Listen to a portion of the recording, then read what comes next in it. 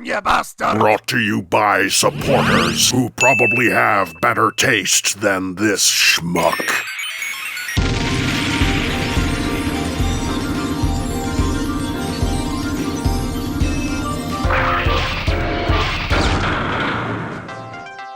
The franchise is forever moving forward. Toys are constantly getting better, release strategies are mostly improving, continuity diversity is better than it's ever been. For the most part, the toy line is pretty awesome. You could argue the media is in a rough spot right now, between movies not trying to reach a wider audience, games that will probably be microtransaction and battle pass filled trash if they ever actually come out, and genuinely fantastic projects that simply aren't making an impact because, oopsie, we had to take our Nickelodeon show off Nickelodeon because we want to promote a streaming service nobody wants. At least Skybound is doing well, and one seems to be striking a chord. Finally, something does well outside of the closer fan base, but none of that has anything to do with the toys. Free from the confines of promoting recent media, Legacy is able to craft unique experiences we could only dream of 3 years ago. Of course, with rising quality comes rising expectations. Perhaps expectations that have gotten too high. Before War for Cybertron and the shift to Hypertoon style in Masterpiece, you didn't get many complaints about accuracy deviations, and yet these days it's considered paramount, where if a toy isn't accurate, it's considered objectively bad. Never mind that the objective probably doesn't exist in the space of reviewing toys, that's the sole marker of quality for some people. Before Legacy, faux parts weren't considered anything too heinous. The complaints were there, sure, but nowhere near in the numbers you'd see these days. Forget the fact animation doesn't obey the laws of physics, and many a model cheats to get the design working. Every modern Optimus Prime apparently sucks Lunar New Year 2014 Optimus Prime dick because the grill is fake. Of course, issues like these are always tempered. There are cases where inaccuracy, faux parts, and other things do go too far. My point is, people love to hate. I've never been about that, however. I've been on this platform for nearly 9 years, and have been collecting proper for nearly 10. I've seen the rise and fall of mainline engineering and releases, especially in regards to the changing attitudes of certain character outings. Fembots have always been a touchy subject, because it's definitely been a turbulent journey since the Prime Wars trilogy kicked into gear. Way back in the classic era of Chug, things were looking reasonably bright. Thrilling 30 even seemed to be going out of its way to incorporate female Transformers properly into the lineup. Then Combiner Wars came around, and they all just vanished. People kept arguing it's because female Transformers didn't sell, which, aside from being blatantly false, was never really outright said by Hasbro themselves. It definitely seemed like Hasbro corporate believed such though, because when we did start getting some gender diversity back in the toy line, it was limited to one mold for every fembot in existence. Then we got another, only it was arguably worse. But then things started to change. Studio Series started pushing things further, and then even further. Kingdom gave us Air Razor and Black Arachnia, then Legacy started going even further with more and more releases. We even started getting some of the male Transformers retooled into female ones for more diverse body types, which isn't that exactly what people have been asking for ages? It's important to recognize that things can always be better. Regardless of what medium you're critiquing, anything can be improved upon. With that said, it's also important to acknowledge how far we've come, and also recognize when a toy itself is good in its own right, accurate or no. So today, I want to take a look at 3 figures that the community despises with passion, but not for the quality of the releases themselves, but rather how they were done. Question is how they came into existence even relevant if the toys themselves are brilliant regardless? Greetings, Cybertronians, I'm DrLockdown, and today's diagnosis pertains to 3 of the most despised fembot releases of the Legacy lineup: Legacy Evolution Shadowstriker, Legacy Evolution Strongarm, and Legacy United Chromia. Not a versus review, mind you, I'm not interested in finding which is the best, even if it becomes clear which one is. I'm more interested in the commonality between the 3, because there's something yet to be considered, something fandom public consciousness seems to have missed.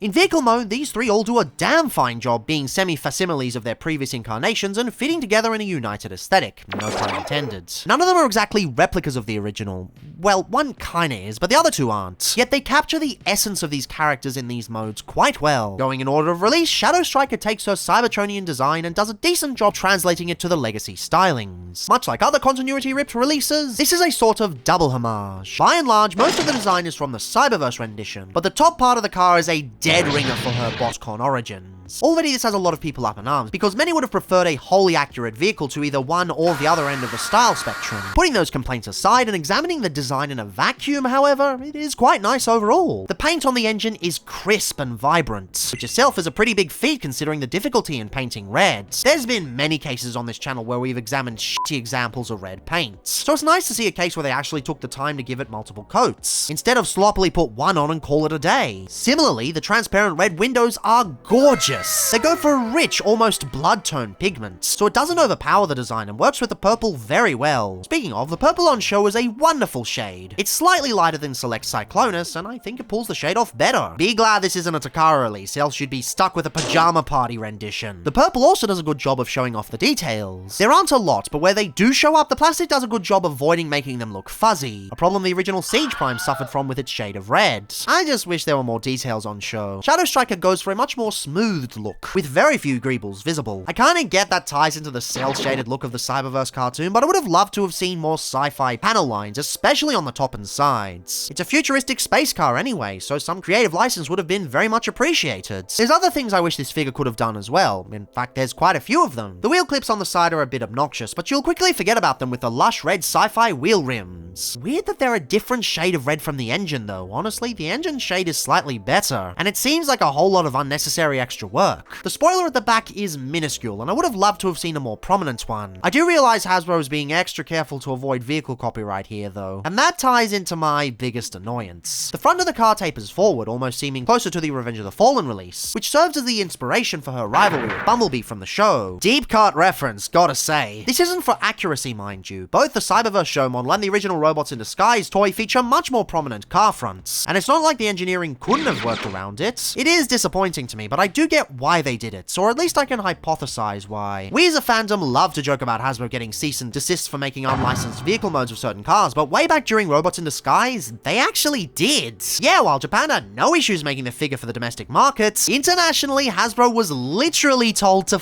off. As such, I can see why they tried to distance themselves from having the front of the car look even remotely like the Dodge Viper. This is also why the upcoming Sideburn shares the same vehicle mode. I'm sure the vast majority of the design team shares the fans' desire for a properly accurate Sideburn, but given the legal troubles of the past, I just don't think this is possible. As such, we have what we have, and what we have is pretty good. It doesn't have any cohesion issues with the rest of the design, and it doesn't hint at the toy being a Transformer in any way. With the restrictions placed on the toy, it makes sense, and they did a bang-up job. The only genuine issue I can point out, one that's not really got any excuses, would be how the roof sometimes refuses to stay tabbed in. I realize the conversion is pretty weird, all things considered, but even so, a vehicle mode should at least hold together. It'll stay there. It's not like some examples where no matter what you do, nothing ever works. It is still annoying though. Other than that though, there's not much I can really criticize. Some more paint would have been nice, but given the deluxe budget, I don't think it's viable to have that much paint picking out the Frankenstein's look. And it would have to be paint, not molded plastic, because again, this has to be used for Sideburn later. And sure, some weapon storage would have been nice beyond the old port on the top, but you can jam it into the chassis and it'll stay there pretty snugly with no clearance issues. Doesn't even rattle around. So yeah, not the best car mode I've seen on this channel, but far from a bad one either. It definitely wears the Cyberverse stylings more than the BotCon ones, but I think most fans would be more into that. Cyberverse Shadowstriker was one of the most developed characters in the series, with a truly heartfelt arc about overcoming disability and trauma. Meanwhile, BotCon is just some goon in the background. No disrespect to classic RID fans, but it doesn't make sense to go that far with this. They knew their audience, and they met that audience's expectations in the vehicle mode to a reasonable level.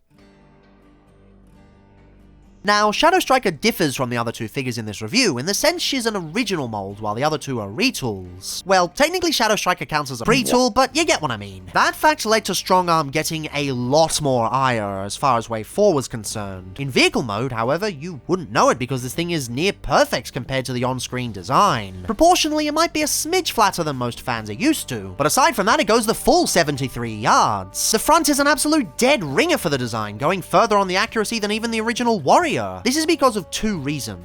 Firstly, this figure has been retooled to a near ridiculous level. In fact, it's easier to point out the parts that aren't new than which ones are. In terms of what's visible, it's really just the wheels and the wheel houses at the back, along with the foot kibble that it's attached to. Everything else is entirely new tooling, and it's all quintessentially Strongarm. I'd even argue that the leftover parts that do remain actually benefit the design, because the back sections really give this a beefed up appearance, almost like she got an upgrade after the show. Fitting thing, as according to Mark, she canonically became an officer afterwards. And hey, you still get hints of the original design in the tooling, even if this isn't quite where the legs would be from the original design. The second factor that really brings this alt mode to life is the paint, which has gone absolutely ham. Mark drew special attention to recreating the striping of the show model with meticulous detail, something even Takara versions of the original failed to do. The consequence of this is that she is absolutely coated in paint from every single angle. Multiple layers on the front, multiple layers on the side, that clear coat technique they love to use on light bars. Clear windows with white that color matches perfectly. Practically everything you could ask for in this mode has been accounted for. I love how the front goes brutal on the bumper paint, using the black to the same effect as Dark of the Moon Bumblebee, giving it a low and purposeful feel to the alt mode. You've technically got 3 shades of blue on the side, but none of it ever feels out of place. It's super premium in a way that blows the other 2 previous mold uses out of the water. Yes, said mold use did cause a metric ton of complaints, but you can tell it was justified as far as the vehicle mode was concerned. Really, my only 2 complaints are pretty negligible. Yeah, the feet at the back are kind of obnoxious, but given the complexity of the legs, I can sort of see why they work this way. Plus, given the insane level of retooling they've gone to already, I don't see any leeway budget-wise to change how they work. Also, you know, Blush car. And 2, the weapon storage is kinda shit.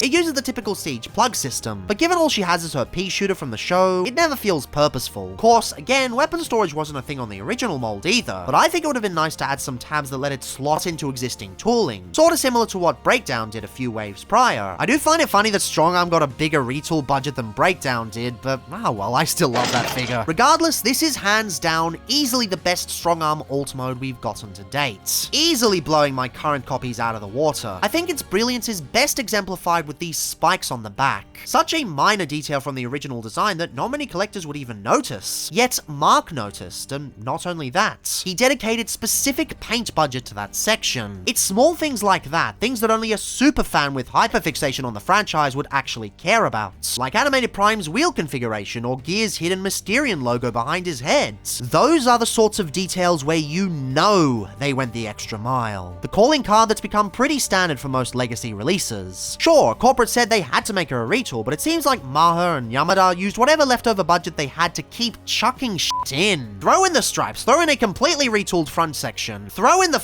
back spike paint. To call this a slapdash rushed retool made to fill the wave is just categorically wrong. This alt mode easily does Strongarm justice, and it has to be commended for it. Of course, unfortunately, not every figure gets the luxury of a new or heavily retooled mold. The fact we have 2 mostly new fembots in the same wave to begin with is quite an achievement in itself. Of course, Transformers loves its redecos. It's been a thing since way back in G1, and it sure as ain't going away now. Unfortunately, Chromia can't seem to escape from the destiny of being a copy of another design, even throughout the years. The first outing, releasing during Thrilling 30, was itself a retool of Prime RIDRC. Yes, Prime had a toy line called Robots in Disguise, as if users of the name Robots in Disguise weren't confusing enough. Then Siege, although technically an original mold, was basically a copy of an existing design because heaven forbid we actually make unique and interesting fembots! And of course, that brings us to Legacy United, where she is a straight up redeco of Animated Prowl with a new head. At first, this might seem a bit concerning because the Animated Prowl mold was a bit in terms of visual interest. It was a clever enough toy, but even aside from missing the point of the original design, especially with its blob opera face sculpt, it just didn't have much of its own visual identity. It felt more like a random background character than a front-running animated release, which is ironic considering most of the troop figures in Legacy are actually kinda bangers. Of course, a new deco is always a chance to revitalize a mold. Fortunately, in this instance, they've really brought this thing to life. There was always detail on show, but now it actually explodes in vibrancy. You can actually see what it's trying to do. In essence, it's kind of the reverse of what old Legacy was doing with its bike mode. Instead of having the clean panels on the bottom while the mess was on the top, for the most part, it tries to keep most of its jank low to the ground and to the back of the design. The front is a beautiful explosion of clear pinkish red, mean bluish silver, and gorgeous lavender. It might not have the gold from the original, but honestly, I think it does better without it. The new layout of lavender actually encloses the window, so it feels more utilitarian, fitting with the police aesthetic much better. Also prefer the placement of the Autobot symbol, as it allows the silver to shine through a lot better. And sure, the addition of transparent red means there's exposed hinges aplenty, but this also means you can actually actually see the headlights this time instead of them blending into the design. Much better, I say. The panels below look absolutely stunning with the aqua energon lines and the mean silver grills. Gives this much more of a speedy feel than the gold trim. And at the front, the wheels look absolutely gorgeous with their Tron light cycle-esque glow. This whole thing feels like it wouldn't feel out of place in the next Tron movie. Maybe she could run over Jared Leto in the process. Admittedly, the shoulder assemblies do look a bit more out of place this time around,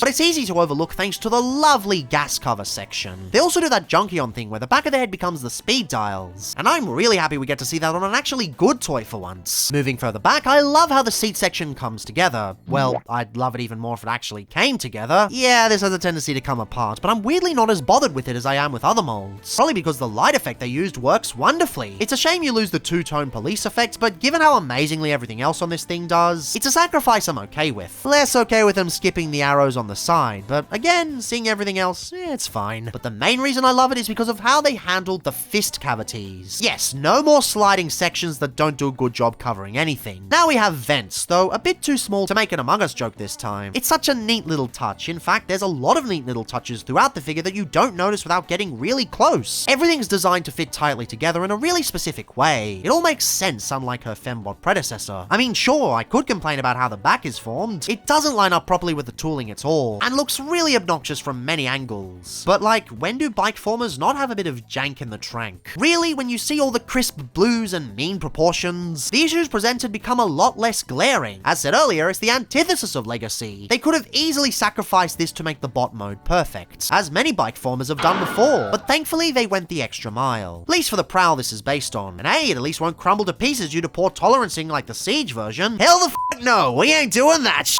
Again, there's not much to complain about overall. As with the last two, there are barely any major issues, in this case only one. The kickstand is kinda poor. I get why, given it has to blend seamlessly into the foot, but it would have been nice if the balance was a bit better on this. Interestingly, when you engage with the weapon storage, it actually does stand a lot better. There's a specific way to put them in, so the blades don't get caught on the wheel arch tooling, and once they're in, she does a much better job standing up. Problem is, because these are unpaintable plastic, they look a bit cheap in comparison to everything else, and unfortunately cover up all the cool Cybertronian energy effects on the edges of the wheels. It's not a deal breaker, and I can see why people would prefer the more filled in look, but it would have been nice if she could stand easier without the shifted center of balance. Of course, none of that does anything to keep this vehicle's awesomeness from shining through. It's still an absolutely beautiful motorcycle, the undisputed winner of this trio. She's so good, I'd even say she does circles around Prowl with the DNA sidecar included. She goes so hard she demolishes a figure stock where the competition has an upgrade kit. She's just that good. It's funny, we've gone from original mold to retool to redeco, and yet the less resources the designers have to make these alt modes good, the better they've ironically become. Yes, it goes to show that original molds don't necessarily mean a better figure. Sure, a lot of the time it can, but it's not a steadfast rule. That said, all three are still damn fine alt modes. Hashtag could have easily gone the easy route, but they kept pushing and pushing to make these figures as good as they could be, even if in some cases it didn't always work. Given the tumultuous history of fembot figures, I really gotta commend Hasbro when they do right, and in this instance, they definitely did right. One thing I have to give kudos with all of these three, they all have unique and interesting transformations. Gone are the days where everything is just backpacks. We finally have the diversity we've been asking for years. And I have to say, I love it. Shadowstriker is an interesting one. Presumably she's a Hasui figure because both Tomoki Tatsumi and Shogo Hasui are listed on the wiki as co-designers, but only Hasui is on Sideburns' page, so it would make sense that she's a Hasui design. That said, she doesn't really feel like one. She doesn't have that chunky parts usage she's known for. I don't know, maybe he was just going outside his lane for once. Who am I to say? Unfortunately, you do get a bit of parts forming at the back with this panel popping off. It does kind of make sense for the Evo Fusion gimmick though, and it's not just lazy parts forming, it actually does something that mimics the original toy. So I can let this one slide, more so than other examples. You pull the roof off and rotate to the side. If you've chucked a gun in there, you just take the gun out. Pull these panels out from the sides. Untab the feet from the bottom. You want to push down on this front part and up on these two side bits, and that will allow you to separate the torso from there. Bringing that up will also allow you to come to the bottom and separate the legs like so. And then you can bring the legs down as you do, and the feet fold down into place. Just interjecting a bit, apparently you're supposed to be careful with the knee tabs when you unlock everything because they can snap off easily. TFWiki lists it as a common breakage, but none of my local friends have reported this issue, and I've had pretty good luck so far. Not sure how common this is, but oh well, it's a thing to be careful of. Take this middle panel and fold it all the way in. Then on the side, you'll notice how this works. These cup under the torso like so, then it folds all the way in, and these cup all the way up, sort of hugging that section there. Come to the top and rotate these panels to the side. You can bring the arms out as well. Then take this double hinged section here. Well, technically it's a triple hinge section there because that's 2 hinges. And rotate the whole thing together like so. Should clip in nicely into place. And last but not least, bring those panels down there. Bring in the roof as you like. Bring it around like so, just so it's got some more definition. And you're done. It's interesting the roof doesn't actually parts form. Oh, interesting and commendable. It's a very creative little transformation. It just doesn't feel like something Hasui would do. Could be wrong though. I mean, Armada Megatron does use this style of shoulder. Strongarm has a pretty strong conversion, no pun intended. Which is a relief because the designer Itoku Kuwazu has had a lot of ups and downs with his design history. On one hand, he did Kingdom Cyclonus, which apparently wasn't Hasui at all. On the other hand, Kingdom Scorponok. Oh dear god. Still, this one's pretty nice. You want to take the gun off and just move that to the side. Come to the back and pull out the legs like so. Pull these front sections out just so we got a bit of clearance. And pull the arms from there. The front section should just hinge on its double hinge over the light bar like so. You untab this slightly and it starts rotating down. It's hooked into there. It's got friction in there, but it will work just enough to bring it all the way up. It can rotate out to the side, but that's just to facilitate it, sliding out of there. Sort of like so. It doesn't really work that well, but it's the only part of the transformation that doesn't work stellar. You bring the panel in like so, come around to the arms and bring them out, separate these panels from the arms and bring everything into place, rotate the waist 180 degrees, and that'll allow you to push the backpack down again. Doesn't click into place like on the older versions of the mold, but it's still fine. Separate the legs on their tabs, collapse the leg like so, collapse the panel in like so, and collapse the foot like so.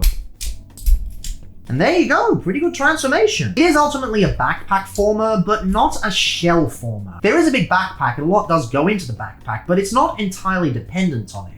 It genuinely transforms, which is something to be appreciated. Now, of course, Chromia, well, of course, she's just fantastic. She's everything I wanted from Legacy. Her conversion is done by Takashi Kunihiro, who I've covered on this channel quite a few times before. This guy has the insane pedigree of instant classic transformations, and this lass is no exception. First thing you want to do is untab these panels and just get them out of the way, just so we can see what we're doing. You bring the legs around like so, untab the foot from in there, and you do the same. You got all these hinges, but really it just folds into place. Of course, the kickstand folds in there, and then that will allow everything to fold into the foot cavities, and everything, well, it just works there. You can bring these all the way to the sides, and these little handlebars all the way up. Bring the arms out like so. We'll bring these up, but we'll leave the legs like so for now. Bring down the head assembly and rotate these around. This will move forward. Sometimes there's into clearance issues with the head, so it makes more sense to leave the head up first. I should have left that up for then, but I guess I just forgot. Oops. Then you bring the torso around, these lock into the back, the arms come down like so, and the wrists fold out just like so, and you are done. It's a really clever and super satisfying transformation, and this color scheme, it really gets its time to shine. Mostly because you can actually see what you're doing with these wonderful lavender colors, instead of,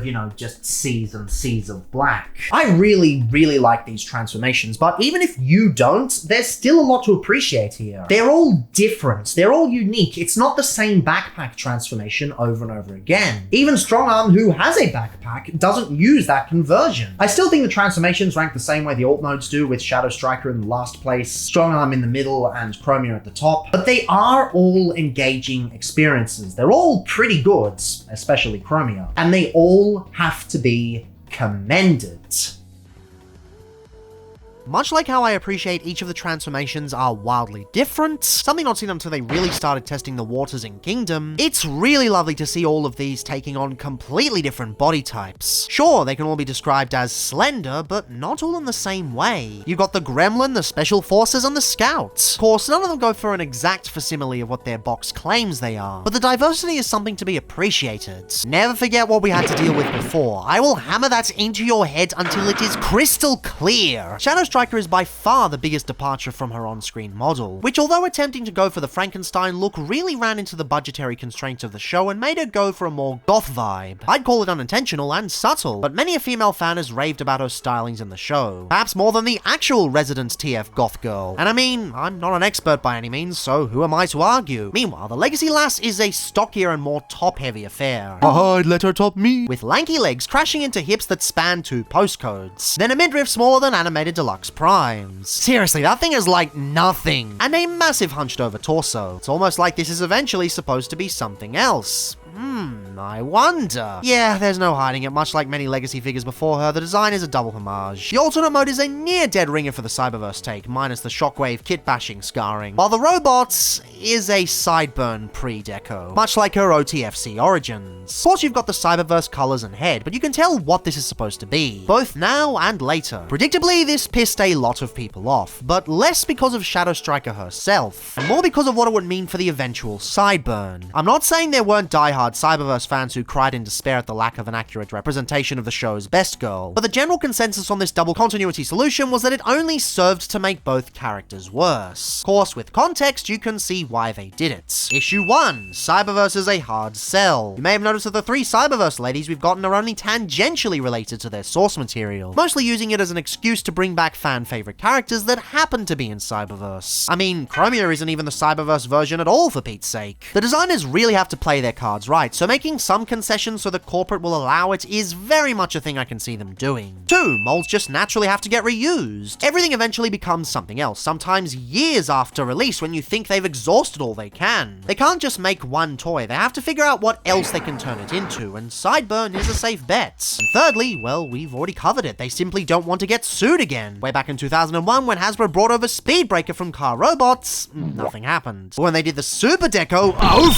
that's like the thing we have! We need to sue the f*** out of them! This isn't hyperbole. Hasbro actually forked out the incredibly expensive licensing costs, which is why both OTFC Shadowstriker and Roulette feature Dodge logos, as well as the random Universe 2003 deco that followed. At least it didn't have a painted ladder on the roof or a horrible spelling of vehicle on the back. I'm just f***ing with you. I love you, Aaron Archer. Regardless, there's no universe where they were giving Legacy Shadowstriker her own modes that nobody else would use, nor any universe where Hasbro tries to skirt copyright again to the extent that they did with SS86 Jazz. This is the very long and complicated reason why we have what we have. And what we have is honestly pretty alright. The cyber proportions definitely look a lot better on Sideburn himself, but they don't do too much of a disservice to old SS. The head is a dead ringer, capturing basically everything except the jagged lines you kinda got on the side of the original. I was a bit worried they try to bulk things out, which is a bit of a trapping that a lot of Legacy figures have fallen into both before and after, but it nails that slender and angular look. Really, the only things I'd change are the lack of a smirk and the lack of red on the extra eyes on the sides. The former is an issue many Legacy figures suffer from, but unlike the other 2 figures in this catastrophe of a review, I feel it doesn't really suit her snarking character type, nor the vibe the figure goes for. And with the latter, yeah, there's already a ton of paint on this figure. Even the bloody chin strap is paint, for Pete's sake. Something had to give. Though, weirdly a lot of paint isn't that noticeable. You've got black on the shins and the insides of the thighs, but it sort of blends into the abundance of purple. You've got a more metallic purple on the wrists, but it gets lost when you bring in the car butts gun, and the other side gets completely eclipsed with the wind dash shield. There's plenty of paint on the midriff, but said midriff barely exists as is, thanks to the Sideburnian proportions. Plus, it's very hard to pay attention to it when the torso goes as hard as it does. The one paint application that actually makes its presence known. You can also appreciate its more subtler panel lining techniques now that they aren't surrounded by a sea of flat purple, as it's all moved to the back. I also appreciate they added subtle collarbone detailing. It just gives that extra bit of definition for the neck area, and I don't see this subtlety being appreciated appreciated enough. And yeah, I get the complaints that a more sloped chest would have suited the character better, but beyond the necessity for the eventual sideburn, there's not really a lot of room given the way the torso already functions. There's practically no space for the shoulders as is, having to go for the rat trap style where they're mounted onto the back assembly, not the shoulder port itself. If it weren't for everything else this design did, this would easily be the most controversial element, though personally I've never found any cases super frustrating. Plus on a deluxe, it's even less annoying. And yes, I have seen the modification for the torso that makes it jut out a bit further, but I'll be honest, I've never liked it. No shade at anyone who does, nor its inceptor, but it just looks overly horny for the design itself, and I've had quite my fill for a lifetime with Nicey. No amount of killer alt mode will ever wash away the taste of money wasted. My kingdom for an RC head sculpt. For the rest of the articulation outside of the somewhat odd shoulder choice,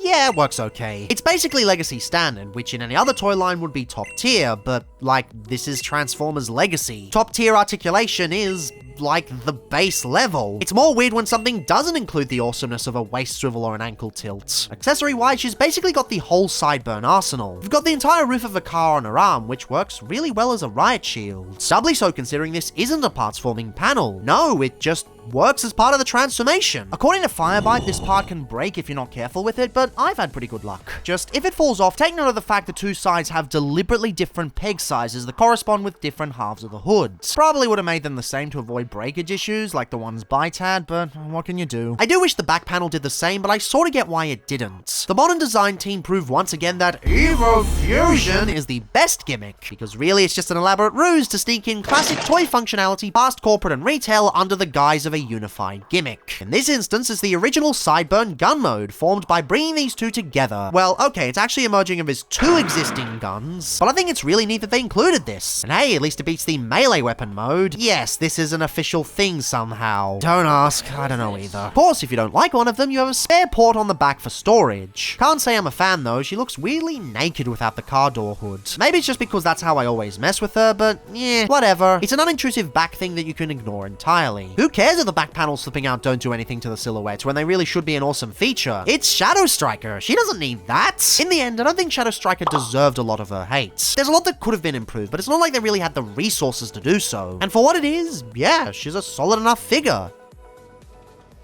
Course, sometimes it's hard to tell whether her or her wavemate were the most controversial of Evolution's end. From pre-tool to retool, we once again see our molds with quite the compromises, though not in the same way. See, unlike Stryko's Shadow, Strongarm follows her vehicle mode through and goes much more accurate for the robot mode. There's no random tangent designs, no compromising beyond being a retool already, no blast arm throwbacks hidden in there. It's all RID all the way, and yet to many, it seems not to be. See, if there's one thing people often attribute to the character, it's being quite the bulkster. Strongarm ain't one of those wispy twigs with spindly limbs, she's a bruiser. And what does the Legacy one do? Slim everything out because she just had to be a retool of Elita 1. Those absolute heathens.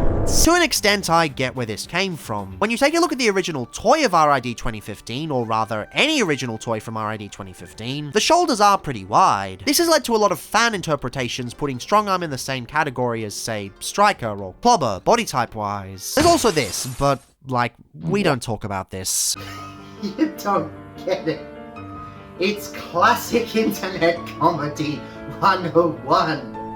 The punchline is bull! Thing is, quick question. Has anyone actually seen the show she originated from? Has anyone actually gone back and watched Robots in Disguise 2015? Strongarm was not a bruiser by any stretch of the imagination. Sure, she was a little bulkier than most fembots of the time, but she was a police cadet, not a bodybuilder. If you actually compare this toy to the screen model, the proportional differences are longer legs, shorter arms, and different shoulder wheel assemblies. That's it, and these differences aren't too far gone from the original intent. At least far less than her Cyberverse wavemate. Legacy Strongarm in robot mode, by virtue of being a retool, is different in a few areas, but nothing really deviates from who she is too much. The head and chest are bang on, carrying across the intent to seamlessly bring over the original design in a way no toy has properly done prior. The head is a little big, but Mark Marr actually explained why on his Instagram. Turns out they had to make it a smidge larger to capture all the subtle panel lines and stripes. I do think it's a bit overboard and some simplification would have been nice, but I can't accuse anyone of being lazy with it at least. By contrast, it would have been nice for the torso to be a bit bigger to draw more attention to the body armor look. Again, I realize why it's not. It has to blend seamlessly with the Elita Nova hip assembly, so anything too big would cause aesthetic dissonance, and not in the intentional gremlin kind.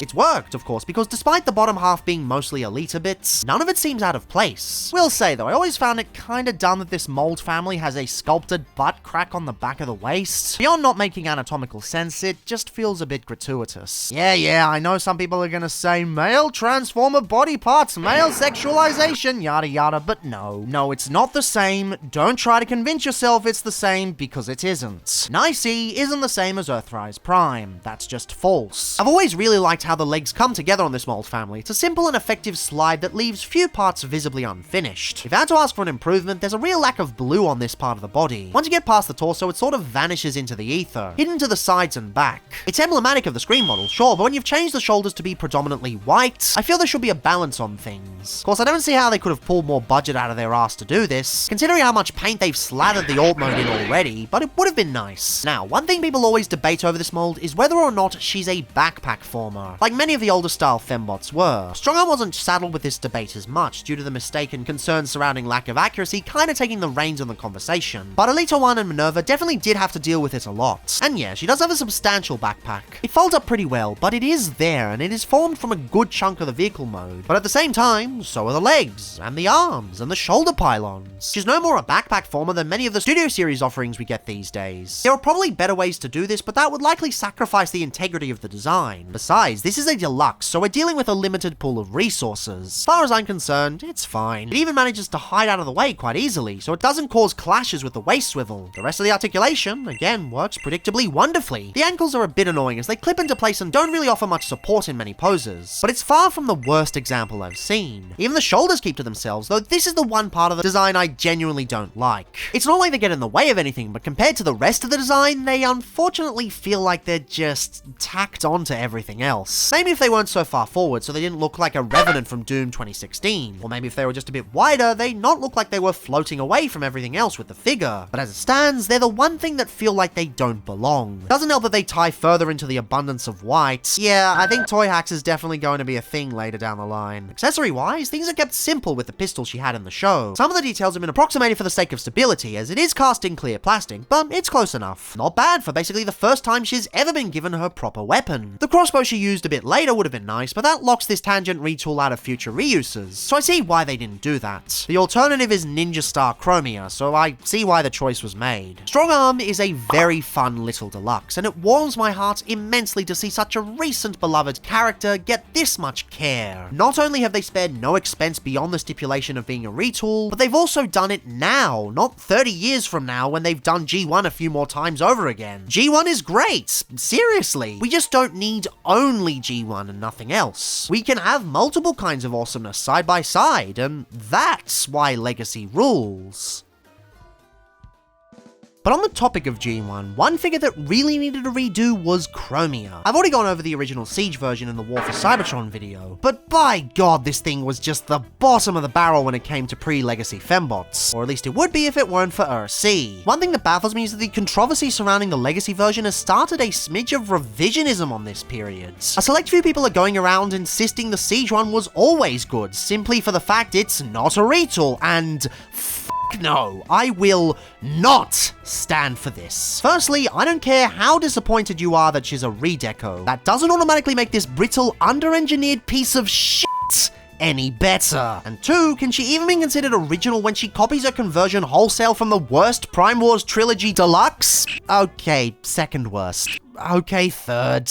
Okay, fine, fourth worst. But still! Though, I don't feel it's fair to judge her purely on the basis of her being better than the last one. Nor do I feel it's fair to judge her on the failings of her being a Cyberverse Chromia. Yeah, she's not fooling anyone. This is just an opportunistic redeco that they pulled out because they had a spare mold slot. In both instances, this figure deserves an honest look as its own figure in a vacuum. And as that, oh god. I knew I was going to like this figure, as it was a tolerable mold with a better color scheme this time around. But I didn't know I was going to like it this much. The head sculpt is by far the best Chromia has ever seen. I thought the last one was okay, but dear god, this blows that one out of the water. It's the perfect kind of head to lean into the legacy stoicism, scowling below a monolithic crown donned with subtle but super stylish cyberpunk detail. Like, this is the kind of head sculpt I would have loved to have seen on the original outing of this mold, but instead we got smooth-brained McGee that doesn't even look good with a helmet on. This head sculpt would be enough to make this mold an improvement, but then you combine it with the color scheme, and Christ, this thing is a work of art. The new layering on the windshield works wonders as torso mass, providing layering and drawing specific attention to the red window, instead of just having a random black blob where nothing seems to stand out. The piercing Autobot symbol makes a statement, and the rivets make it seem like the armor was bolted in place for the purpose of war. They even managed to make the unpaintable plastic parts cyberpunk glow.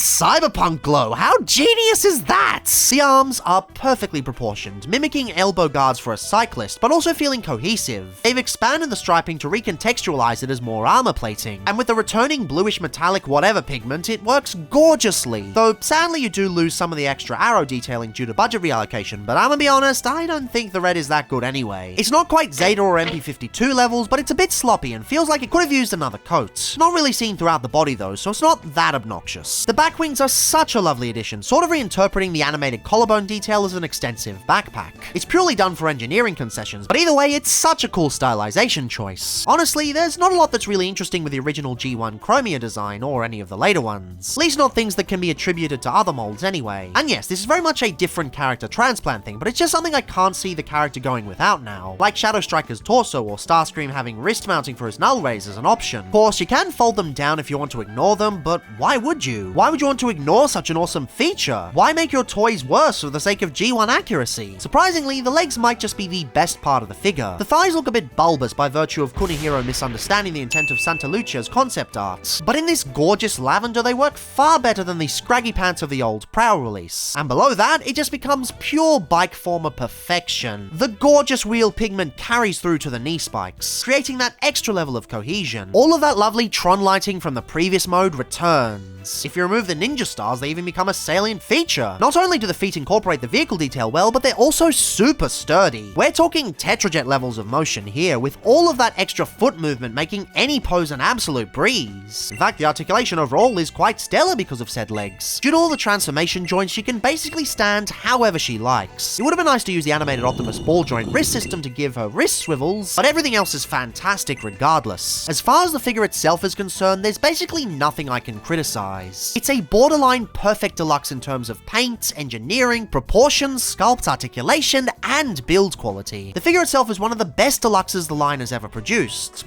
But the accessories? I'm sorry, they just kinda stink. These big blue blobs are essentially the transplanted Evo Fusion thingies from the Prowl molds, mimicking the throwing star gimmick from the animated original. Using an embedded gear system, they can extend and lock into place to create a design at least a little better than the last attempt they did back in Legacy Year 1. Well, at least when the gears actually work and don't get stuck. Because unfortunately, that's a thing. Unfortunately, she can only hold it in one hand due to the necessary sculpting, leaving one hand for 5mm goodness and the other basically worthless. But I'm not too fussed about that. My main annoyance is that they just look bad. Because it's all unpaintable plastic, they look like those hardened marshmallows you get from Aldi. I'd probably just pretend they didn't exist at all, if they weren't kinda needed for the sides of the legs. With them installed, they look pretty out of place, sort of like pus-filled growths that aren't supposed to be there. But without them, well, the legs just look unfinished now. If it was on the insides of the legs, it would be so much better, because then it would be optional. I actually tried to mod the legs into making this work, but then I realized the tooling is incredibly specific, and any attempt would just render her an action master. I get why they designed it this way. The original animated Prowl toy had that functionality, and this is a reference to that. But for the record, I also found this really annoying and stupid on Legacy Prowl as well. Compare this to how unobtrusive Shadowstriker handled hers, and it's just night and day. I don't dislike them because they're not the shield she had in Cyberverse, or the many IDW renditions she had. I dislike them simply for the reason that they're just a bit